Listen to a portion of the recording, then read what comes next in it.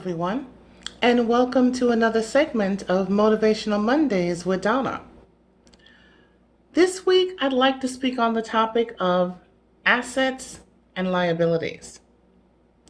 Now, for those of us who dabble in the stock market, we know exactly what that is.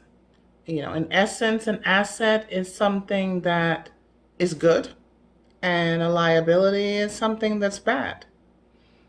Assets actually grow your portfolio, liabilities actually decrease it. And I guess the easiest way to break this down for people to understand is if you purchase a home, you're making a major investment. And that is an asset. That's something that can be able to grow. If you buy stocks in a business that you research thoroughly, that's something that can be able to grow. As pretty as they are, as gorgeous as they are, and we all want to be able to have one at some time in our life, cars, automobiles are a liability. Because as soon as you drive off the lot, they depreciate. So in the Bible, there was a man by the name of Isaac. And Isaac was married to Rebecca. Isaac and Rebecca had two sons, and they each looked at them differently. Isaac had great love for Esau, and Rebecca had great love for Jacob. Now, they came out as twins, but Esau actually came out before Jacob. And back in that time, when it was time for the father to pass, he gave the oldest son a major blessing. And this blessing actually was going to catapult their lives.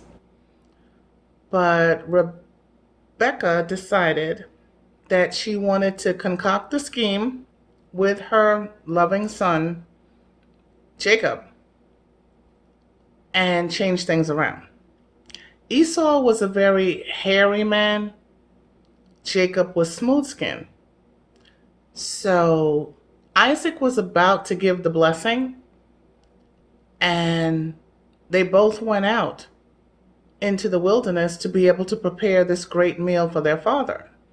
Now, Rebecca decided to take some hairy skins off of animals and place them all over Jacob because Isaac's eyesight was dimming. So he couldn't really tell the difference between either of his sons. So she prepared the meal for Jacob, had him take it in to his father Isaac, and Isaac said, who is this when they came in? Come near to me so I can be able to touch and feel you. And when he touched and felt Jacob, he thought he was Esau. And so he gave him the blessing. By the time Esau came back from hunting and preparing the meal for his father to go in and get the blessing, that's when Esau and Isaac found out that Rebekah and Jacob had tricked them. And Jacob had to run for his life because Esau was looking to kill him because, like I said, that blessing was the major thing. So Jacob was gone for a long time, actually went out to his uncle Laban and worked for him. And of course, what goes around comes around. He fell in love with Laban's daughter, Rachel, and told his uncle, I'll work for you for 7 years for Rachel's hand. Well, Rachel was the younger one. And Laban said it doesn't work that way. He allowed him to do the work because he knew that Jacob was blessed because of the blessing from Isaac. But he tricked him. And he gave him his oldest daughter, Leah. Jacob was very upset when he found out, when he woke up the next morning after the wedding, what had happened.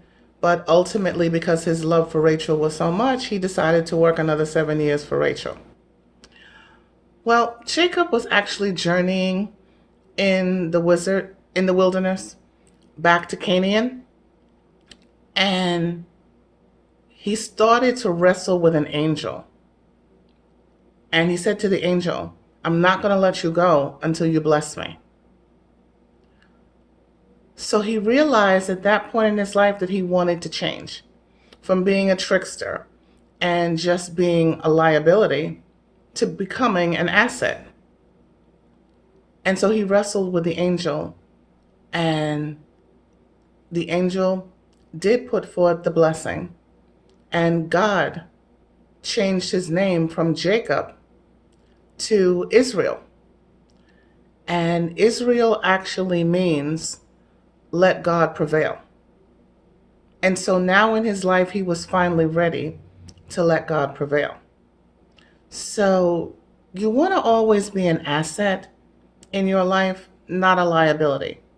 David was an asset.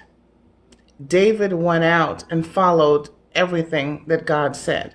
He had his moments as well, but predominantly he did. And God blessed him tremendously, starting from the fact when he went out and killed Goliath. And David always prayed. You see that in the book of Psalms constantly. Lord, guide me. Lord, direct me. Lord, I praise you. Lord, I worship you. So you want to be an asset in your life, not a liability. So take that in and start to try to cultivate that. Now, we always end our segments on gratitude.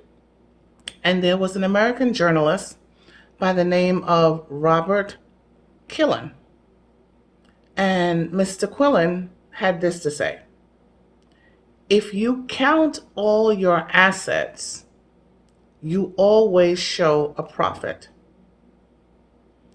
Doesn't that tie in fantastically to today's topic, assets and liabilities? Have a great week, guys. Talk to you next week.